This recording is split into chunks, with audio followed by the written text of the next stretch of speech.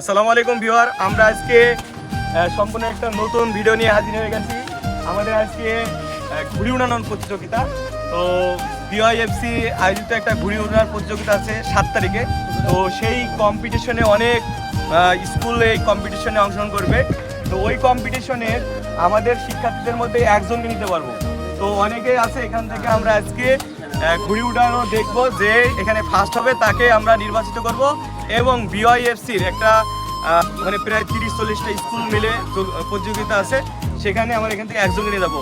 তো ঠিক আছে দর্শক, আমি এখন আপনাদের দেখানোর চেষ্টা করবো যে এরা এখন ঘুড়ির মধ্যে এর মধ্যে কে ফার্স্ট হয়। তো ঠিক আছে, তাহলে কি আমরা কি রেডি? সবাই রেডি?